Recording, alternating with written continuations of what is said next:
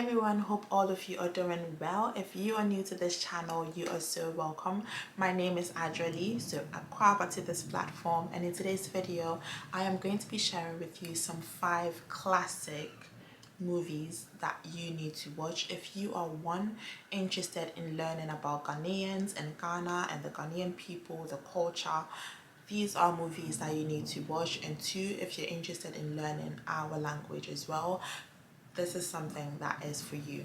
One of the most important things about the things I'm going to be mentioning is the fact that these movies or these classics were set in pre-colonial and post-colonial Ghana. So when I say that, I mean these are movies that really tell you the story of Ghanaians during the time of colonialism and how there was a whole lot of conflict between their own culture, between having to deal with their own culture and also having to in a way embrace the white man's culture, and how that really created a whole lot of divide and conflict, and just a whole lot of things. So in this video I'm just going to be sharing with you these 5 classics that you absolutely need to watch. If you do hear some noise from the background, it's because it is raining terribly outside, and so you might really catch some noise and some sound from there.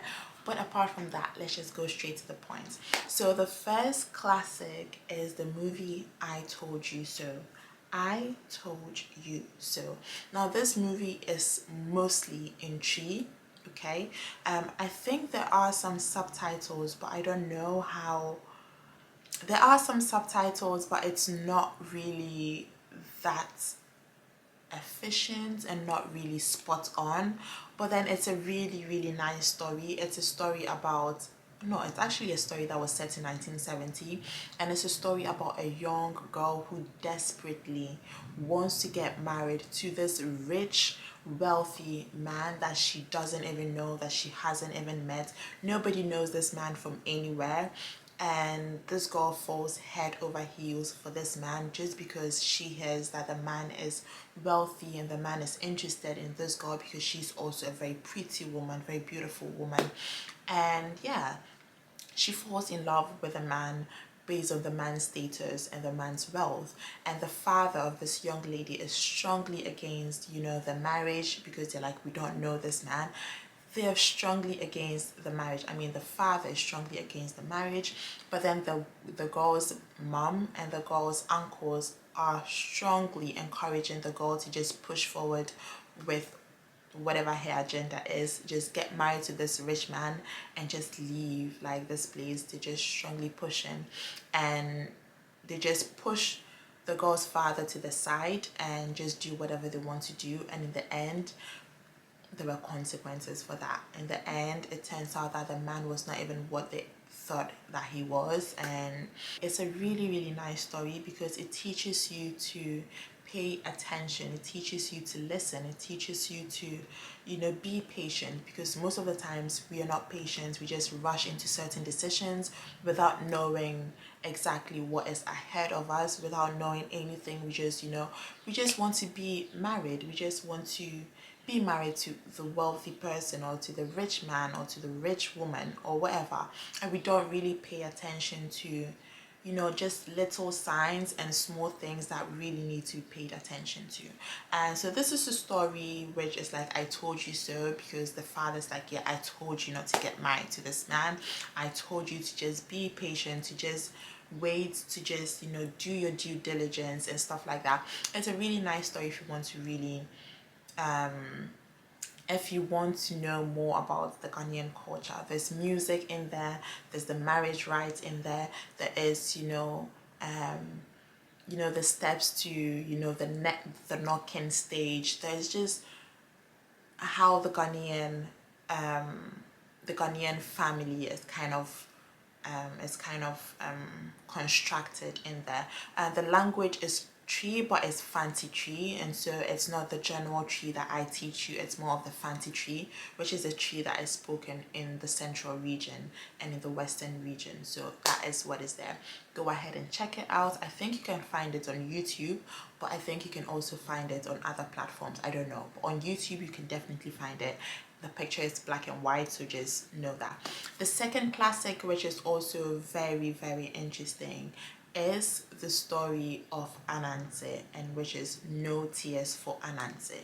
So if you know who Anansei is actually stories that are based on the Akan mythology. So Anansei is actually the brother of Nyankopon, who is the god of the sky, and Anansei is the brother of Nyankopon, so the brother of the god of the sky, except that Anansei is very earthly, very greedy, very cunning, very, you know, he always tries to find a clever way to doing things. He's very greedy and didn't want to provide for his family. He was just tired of being the person who was providing for his family, and then he just sets a trap by himself. He just plays dead, and just so that he can have access to, you know, it's just crazy, just so that he can have access to all that he has worked for, because he had a farm, he had worked so hard, and there was just a huge harvest. And then he was like, yeah, but I can't be feeding all of you guys, I have to also have these things for myself. So he plays dead.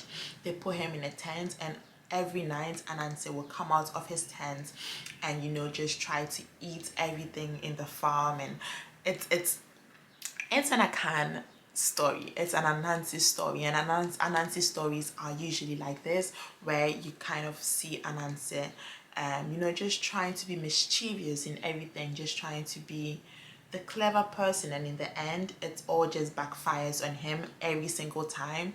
So yeah, it's very interesting because how it is set is usually how the Anansei stories are being told. I remember as a child when there was Anansei stories would all gather, and then you have like the older person, like your mom or your grandmother or somebody who just sits there, and then we just tell the story to everybody, or we just tell many stories to everybody. And it was just so fun. It's just a Ghanaian thing, it's just a Ghanaian culture. Anansei story time is always something that you look forward to, because yeah, it's just the Anansei stories, and it's really interesting. So the third movie that you should absolutely watch is Kukor To Me, Road to Accra. Kukor To Me, Road to Accra. This story, or this movie, was set in 1983, and it's a story of a cab driver who usually, I mean, his route was from Kukor To Me, so rural Ghana, to Accra. That was like his route back and forth, and just, you know, taking people to the capital and bringing them back, or bringing them to rural area Kukor To Me. Now this cab driver at some point loses his job and loses his truck. He has to replace it. He's in a lot of financial difficulty, and as a way to just ease up his financial distress, he gives off his child or his daughter for marriage to a wealthy man. And it just really shows how arranged marriages are done in Ghana, and how they are still done in Ghana.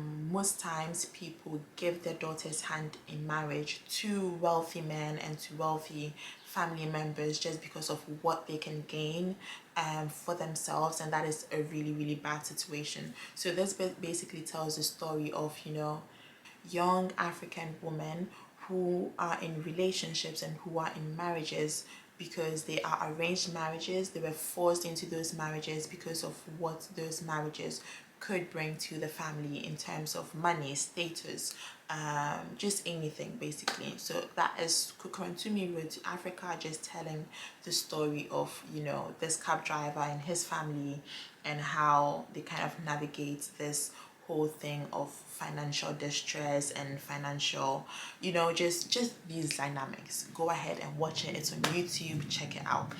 The fourth classic that you absolutely need to watch is Heritage Africa.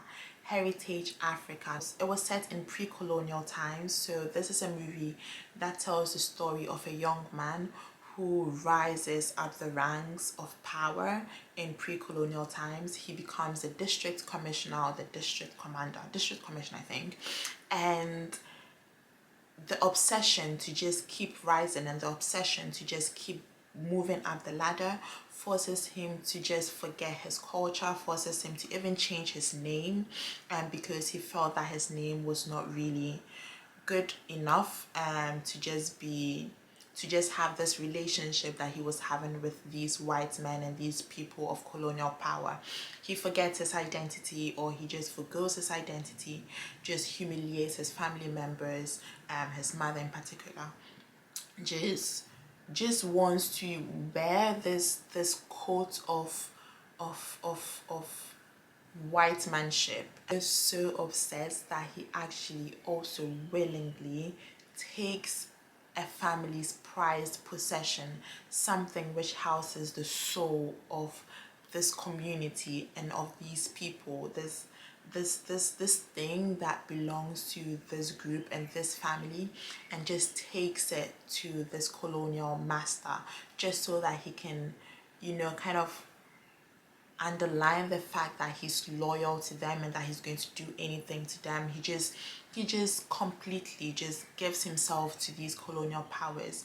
And it's a really intriguing story. It's a really moving story that you need to watch. At the end, everything just backfires on him, and he just comes back to the realization that, you know what, I'm actually African, I'm actually from this place, and yeah, I need to trace my roots. I need to go back to who I am, because this is not me. Okay, so the final movie and the final classic is Love Brewed in the African Pot, and it's a movie that tells the story of how colonialism kind of brought a lot of division to social classes in Ghana. So it's a movie about two people from different classes. So you have Abba Apia, who is from a very rich family during pre-colonial times, and you also have Joe Kwanzaa, who is the son of a fisherman, basically. Now these two people fall in love, and because of this divide, it was just very difficult for them to, you know, just come together. There was a lot of resistance. They in the end ended up getting married. And in this movie as well, you'll be able to see how the Fantis have their marriage rights as well. So if you're interested, just go ahead and check it out. In the end, it just tells the story of how they struggle to be together, the fact that one could not believe that the person was with her because of love and not because of anything else, and that they were still attached to, you know, their backgrounds. And it's just a whole lot of dynamics which you need to watch.